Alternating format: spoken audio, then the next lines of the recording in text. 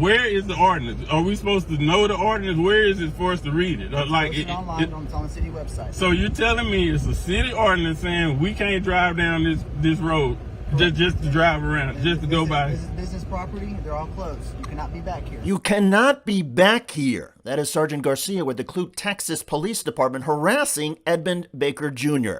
Baker has been a resident here for over a decade and is a well-known professional saxophonist. I'm just driving my car coming from a gig in Houston. A few years ago, Baker ran for municipal court judge. And in a county where all the leaders are white, from the sheriff to the county judge, the district attorney, county commissioners, constables, and state representatives, Baker apparently crossed some sort of line. He says he has been harassed repeatedly.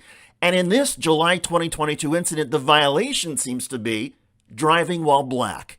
Sergeant Garcia is telling me it's a city, on the city website of Clute, it says that I can't be down this road right here where Mickles Auto is, where he does the detailing.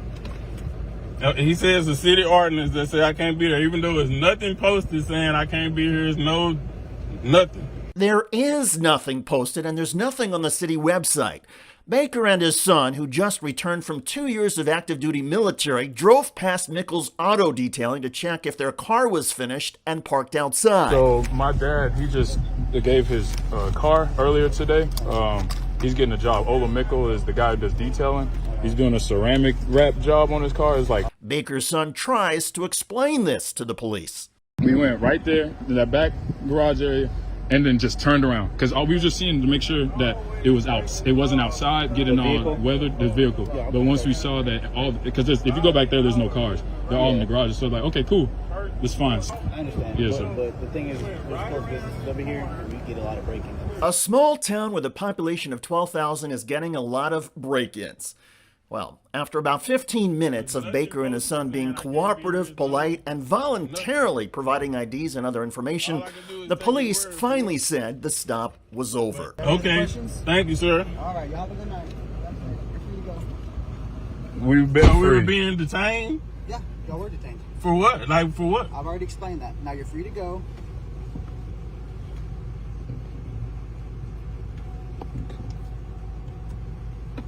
All right, thank you, Officer Garcia. Sergeant Garcia. Officer. Sergeant. Sergeant Garcia, he says.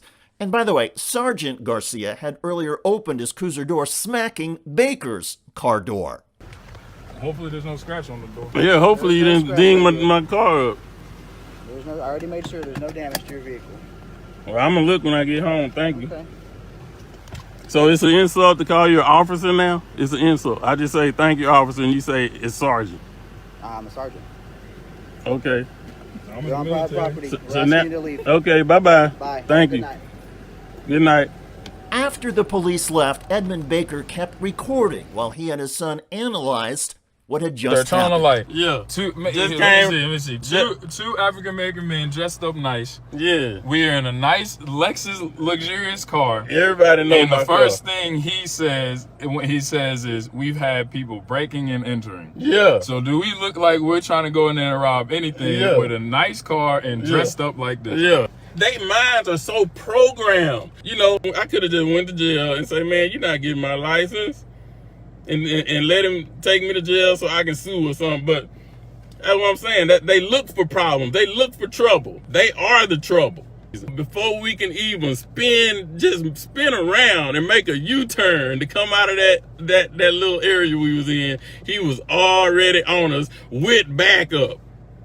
For what? Then they wonder why people talk about the cops like they do. And then when I say, okay, thank you, officer, he say, I'm sergeant. Like that really means something. That don't mean jack to me. I'm not a police officer. I'm not a deputy, so his rank don't matter to me. I don't give a crap what he is. I'm sergeant.